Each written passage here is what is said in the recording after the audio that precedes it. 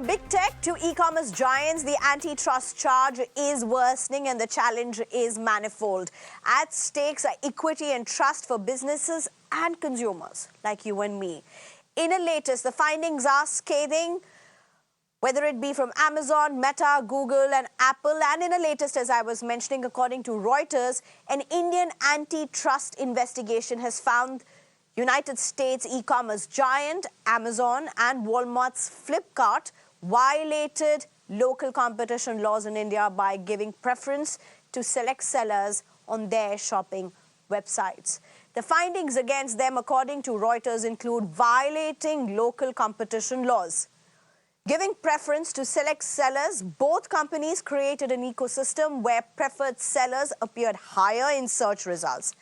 When you search for things on websites, on the internet, you find some that are pushed higher and you don't even know you are being retracted to all of them, and other sellers are eventually elbowed out. These are the findings. And ordinary sellers remained as mere database entries. How is this done? Well, customers' attention is drawn to specific listings or preferential listings. Deep discounting is initiated, selling products below cost price. Preferred sellers are provided various services like marketing, delivery given at very minuscule costs. All this, according to the findings, have catastrophic impact on existing competition. Well, these are findings by the Competition Commission of India, accessed by the Reuters, as I mentioned. We've reached out to Amazon as well as Flipkart for their responses. We haven't received any response from them. But this is the India chapter of a raging global debate. From EU to US to UK, EU has just recently dismissed Google's plea against a multi-billion fine. The EU's highest court found that Google favored its own shopping service over that of its competitors in search results. The decision comes as Google grapples with a number of antitrust legal challenges and findings in the United States as well as the UK, among other countries. Google, of course, has claimed they win because they are good. Their digital ad space is highly competitive, not a monopoly. Major players like Apple, Amazon, TikTok are thriving, and consumers prefer Google's ad tech because it works better for them. But it isn't as plain as this.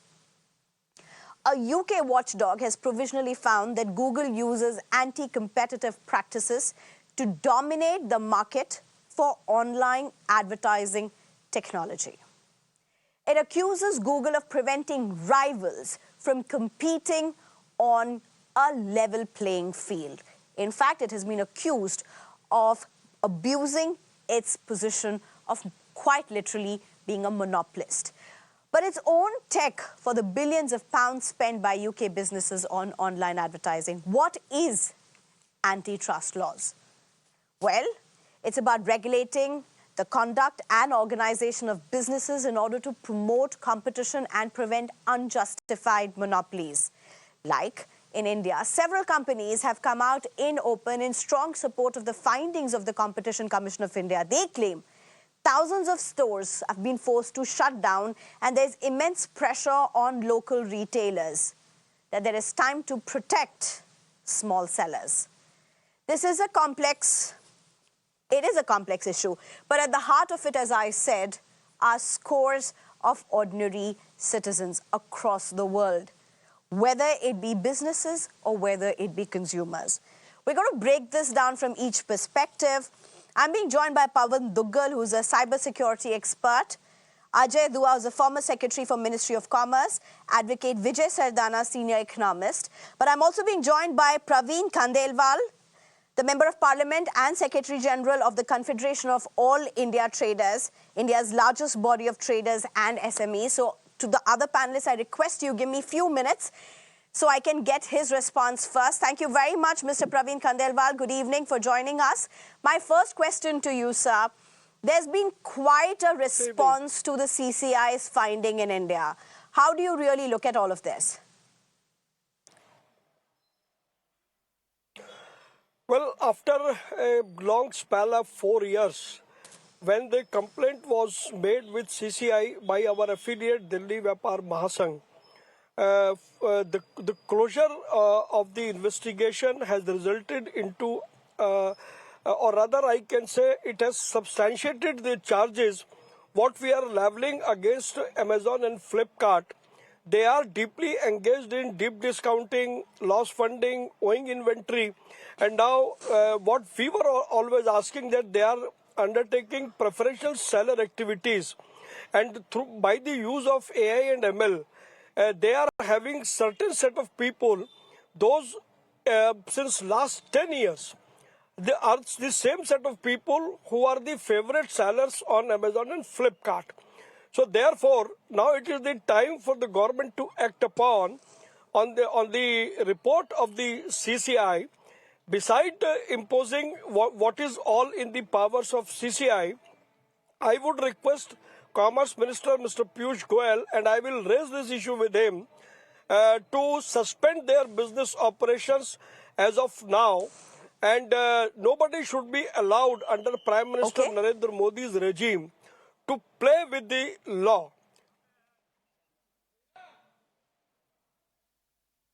Okay, now if that is a stand that you're saying, isn't that internationally, or whether it be in India, even though these findings are there, isn't that also going to the other extreme? I mean, firstly, let me ask you this.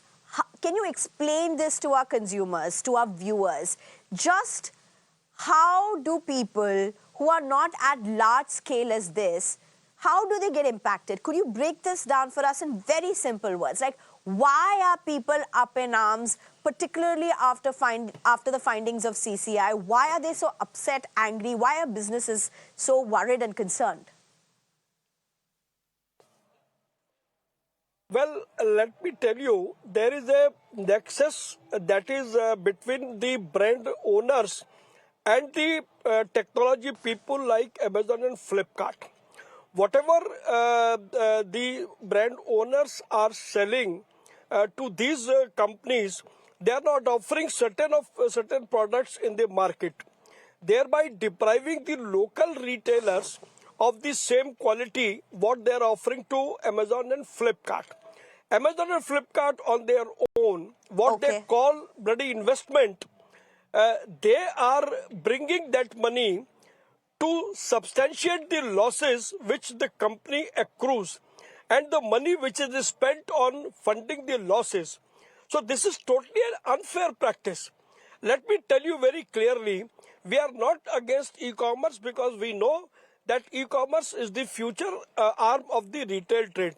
But then you have to give a healthy and even level playing field. We are not having any fear for competition. So therefore, a healthy, even level playing field is very necessary. We won't allow anybody to damage the domestic fabric of retail trade. All right. And my last question, sir, to those who are saying, even though the findings are scathing, to say suspend their licenses in itself, isn't it quite anti-competition or extreme? How would you respond to that?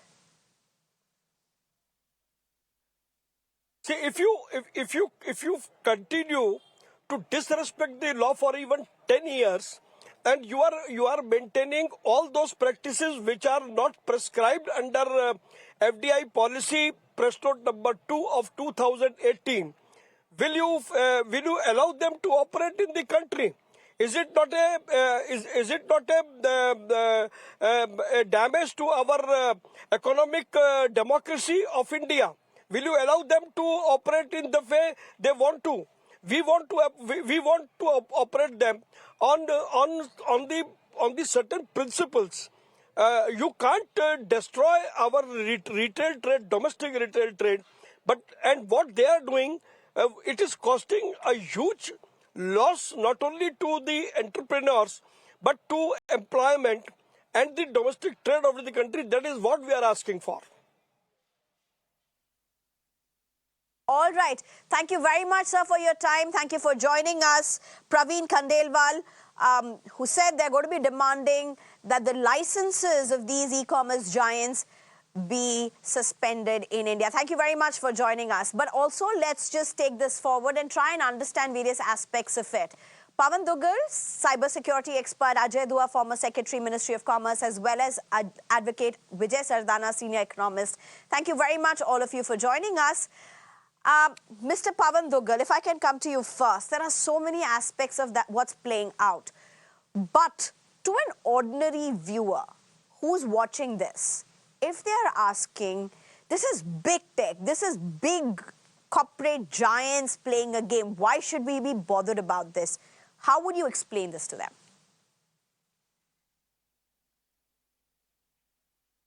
Well, how would I explain would be very simple. For the big tech giants, India is like a guinea pig experimentation laboratory. And because the laws are not very stringent, it is possible for big tech to engage in anti-competition behavior and get away with it. That's the reason why these people continue to do what they're doing with utmost impunity. The reality is that now the winds of change are already blowing. The reality is that post-COVID-19, Correct. we have now already entered into a new era. This is the era of the new cyber world order. This is the era where across the world, regulators and governments are actually viewing these issues with a microscopic lens. And what are they saying? We only want a level playing field so that our domestic industry and our domestic retail players are not edged out by the superior clout of the technology giants. And I think it's a logical phenomenon. When I look at the action in the US by a US judge against Google, when I look at the European Union's recent fine, when I look at the UK watchdogs approach, the winds of change are blowing. Everybody is saying, hold on, this kind of an approach is not going to be maintainable. Because ultimately you are making customers as guinea pigs. You are actually trammeling upon the rights of a free level playing field, which continues to go ahead and evade the ground reality of customers. So I think what's currently happened is pretty much a kind of a landmark exercise. However, it's only work in the interim. Why? Because till such time these findings are not followed by effective action against the concerned tech players in India, I think it really cease to have much relevance. You can't take 4 years to come up with this finding, and thereafter you can let this finding to be in thin air and not take any action. Already almost all these big tech companies are in any case intermediaries under the Information Technology Act 2000 and are mandated to exercise due diligence while they discharge their obligations under the law under the Information Technology Rules 2021. One of the mandates that the said rules say is, hey guys, please ensure that you do not violate the laws of the land in India. But when you are engaging in this behavior, you are patently disregarding, contravening and violating the provisions of the antitrust laws in the country. And that being so, it's only logical that you should be facing the legal consequences. So it will be interesting to see what kind of a follow-up action would the CCI be taking in this regard, because the CCI has got adequate teeth. It's only a question of political will. It's a question of recognizing that now the findings by the CCI need to be followed by cogent, effective legal action. Why? We want to give a message to the entire world. India is now the biggest and the most populous nation in the world. Very soon we are going to become the very biggest e-commerce market in the world. We want to give a message, hey guys, you're more than welcome to come to India. But please ensure that while you are coming to India or offering services in India, you will have to comply with the laws in India. That's true. In fact, let me just add in a data while you're talking about the huge e-commerce market that India promises to be. I mean, in 2023, it was estimated to be around $57 to $60 billion. And in 2028, it's projected to be around $160 billion. That's what we are really looking at when we talk about the e-commerce market. Ajay, though, if I can get you in. And even if I had to play a devil's advocate, despite the scathing findings, I have a question to you. Is this an old wine? Is this new wine in an old wine skin? Why am I asking you? Because there's always been this debate about giving protection to small and medium scale enterprises. There's always been debate about all of that. But in this context, the contours are very, very different because we're talking about the internet, the online space, which by virtue of it is at least perceived to an extent to be democratic. But these findings essentially show that it is not true, because all of the countries are talking about policies, algorithms that have been misused, abused to not provide a level playing field. Now, thank you for having me on the show. I would like to clarify just one issue, that certainly technology is available to the ones who are not within the country by and large. And I'm talking of the context of India, and large companies like Google, Amazon, Flipkart, owned by Walmart, being allowed to operate here, they are making use of all that. There is no question of any authority in India, regulatory or the government, condoning any contravention of the laws of the land. If after 4 years groundwork, the investigation wing of the CCI has found that Flipkart and Amazon were violating the law of the land and not allowing fair competition to take place for people who were using their search engines, etc. And in the process, the small industries, Indian companies have suffered. The remedies are also provided in the laws.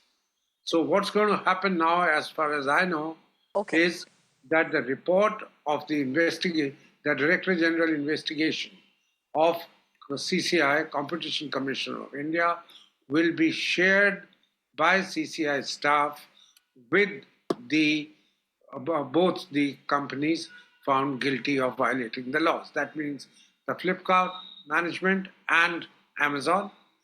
Once they have seen the report, they are permitted as per law to file their objections. With their story also available, first you had the Delhi, the Consumer Forum of Delhi, the Vyapar Mahamandal, as was pointed out by earlier speaker. And now CCI's Investigation Director General has taken long, but given his findings, which Reuters has reported today or yesterday probably, and now both these things will be available to these alleged offenders. They'll be allowed to have their say, and then CCI will impose the penalties which the law permits it. Thereafter, if the companies and ask them to seize whatever is not permitted, if they do not seize, then you have the options of taking action under the FDI laws, because the FDI, all of them have taken permission to operate their business in India, and the FDI laws operated by the Reserve Bank of India would get attracted. But so what is the penalty imposed? What are the charges levied? We have still to, those are yet to be finalized. Though I must. No, Mr. Ajay Dua, but I have one question. Sorry to intercept. Sorry to just come in, but one question, and I'll give you a minute to answer that. But look at what's happened in US. It's been a long drawn battle. Look at what's happened in UK. Long drawn battle. Look at EU. What's happened there? Long drawn battle. And finally, EU's topmost court has gone ahead and rejected a multi-billion plea that was put in by the Google. It's long drawn affairs that's happening. In India, as you are projecting, it looks like it's going to be a long drawn affair. But in the middle of this, you have consumers, if I can use in very simple words, are now worried that they are being cheated, that their decisions are being manipulated, their choices are no longer theirs. Absolutely, your concern is very well placed, and so is the concern of the representative of KATE, the Consumer Federations of India, that somebody more powerful, more affluent, greater access to technology is taking away their livelihoods, affecting their businesses. Action needs to be taken, but the action cannot be arbitrary. That's all my submission is, as was being pleaded, saying Right. suspend their operations. If the law of the land allows that, you Right. can. But all that I'm trying to say is, if you invoke something which is extra legal, then the damage to India will be much Right. more in terms of interaction with India, flow of Right. capital, flow of technology. What we are seeking is a place in the global under the global sun Okay. I that get your point. we Right. are law-abiding people. If anybody, we will enforce the law, but we will find the offenders, but using the laws of the land, not Right. arbitrary act. That, Right. that, I mean, that's at the end of the day, as you're mentioning, this is a global debate. It's a raging debate. And what's happening in India is just one chapter of a very important landmark debate that's churning out with landmark findings across the world for that matter. Advocate Vijay Sardana, if I can get you in at this point. We've reached out, as I said, we've reached out to Flipkart and we've reached out to Amazon. We've not heard from them. But here's the question. Um, what is seen as internet being a very democratic space, clearly with the findings, there's a big question mark to that. But then you have the big tech players who say that, listen, we have the bandwidth, this is our product, we are the game changers, and we set the rules. And then you have the whole notion, concern about how choices and demands are subverted. Where does all of this come together, particularly when you look at the big players, the big tech giants, and so many others who as our panelists said, are struggling to survive? First of all, good evening to all of you and the viewers. See, we have to appreciate two things here. One, we are talking about a new economy. And when we are looking into the rules which are there to control the new economy, these rules are very vague. Now, as a e-commerce entity, they are in a business. Like every other businessman, they have a desire to maximize their profits. Now, within the loose contours of the law, they play their games and they know it that one side they have a customers, on the other side they have other vendors to whom they claim that they are Correct. developing a seller's base. Those companies or household people, those who never had a retail outlet, they are offering that retailing option to them. Definitely, it is going to hurt the people, those who have shops in the market and their sales are going down, but cost and fixed costs and overheads are existing or going up. Definitely there is going to be conflict of interest from both sides. Now, issue comes up is that how you want to regulate this. Abuse of monopoly practices, or I'll say monopoly or dominant position in the market, as it is specified under competition law, if you go by section 4 of the Competition Act, very clearly says you should not have a abuse of dominant position. But who will decide and what is the criteria? Just because I am doing a bigger sale, I'm offering a product at a lower cost because my scale of operation is very high. Look at some of the products. Do you see that mobile phone somebody was mentioning at low price? Now at outlet they are saying we sold 1 lakh mobile phone from this place, or in last month we sold 50,000 mobile phones from this brand of this location. Overheads and scale of operations are efficient. Now issue comes up is there, if law is not specifying, the biggest abuse comes up is where you are saying preferential vendor. Now why preferential vendor comes? I have an agreement with a vendor that I will charge extra commission from you, in return I will give you extra sale. Now is this abuse or is this a business agreement? I think there are fine points now our laws have to be re-looked at. We had no experience. Majority of e-commerce laws are vague, like a general statement. For example, if you see the e-commerce law, section 4(3) of that. It says no e-commerce company should have an unfair trade practice. It means what? And then you are specifying like a common sense knowledge. You should not do this, you should not do this, like exactly like which you are doing in a physical market. That does not work in e-commerce. So what we have to look into is that when we are drafting a law, you should understand the intricacies of the business, take the help of experts, don't simply do cut paste, and because of lobbying pressure, you dilute the law. For example, Okay. why can't you fix a law which says that commission should not be more than 2% irrespective of that? Then there is no incentive to go into such type of a preferential agreement which leads to preferring certain dealers. So there are ways to control it, but our laws are also vague, which is exploited by the e-commerce companies. Okay, Pavan Duggal, if I can get you in at this point. Pavan Duggal, please respond to what Vijay Sardana has said, but not just to that. I also want to ask you one question.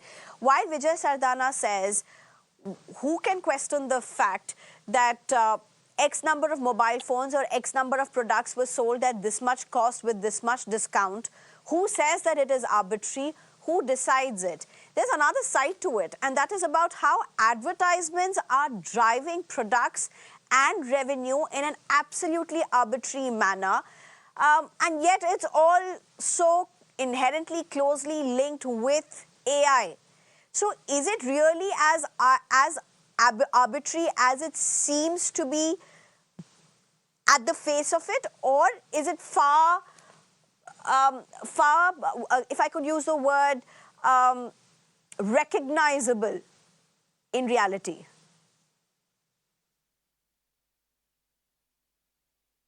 Well, the reality is that there is lack of appropriate transparency. A customer, a consumer today is not at all aware of how the system works. The use of artificial intelligence has further brought in more opaqueness. And consequently, there's lack of accountability, there's lack of explainability, and there is a lack of a complete new culture of compliance. Yes, there is merit in the argument that by the time we enacted the competition law, since then a lot of water has flown down the bridge, and that law needs to be amended and made modified, keeping in mind the ground realities. But please understand, the foundational principles of the law have withstood the test of time. Yes, we will require to make certain modifications, but at the same time, once such a significant finding has been given by the Director General of Investigations of CCI in this matter, whatever the law allows us to do in this regard needs to be done in accordance with procedure established by law. Nobody is saying, please throw the law out of the window and do arbitrary stuff. But at the same time, whatever the law allows you to do, at least that needs to be done within the stipulated time frames, which is very essential in order to restore the confidence of the people in the intrinsic ability of the system and the legal process to deliver effective justice and remedies to the affected persons. So I think there's a combination of different strategies that have to be done. We can't just ignore and condone this particular anti-competitive behavior of these people who have been found to be guilty of violating of laws in India. We can't say, okay, we found you guilty, but no problem. We will not take any action because let's amend our laws. Hold on. These are two separate buckets. Under the existing parameters of law, whatever is required to be done, whatever the law is permitting the CCI to do, has to be logically done. Why? In order to give the kind of confidence to people that yes, the system is working for protecting the consumer rights of consumers as a whole. But if despite this finding we say, oh, don't worry about the finding, let's go on amending the law, that's on a different platform. We'll have to have a more balanced approach in this regard as we move forward. Right, it's a very, very complex debate. It's a very complex discussion. And it's, of course, panning out across countries. But Pavan Duggal, Ajay Dua, as well as Advocate Vijay Sardana, thank you very much for joining us. I'm sure this is not just the one instance when we are joining together to discuss this. We're going to have many more such. Thank you so much for joining us.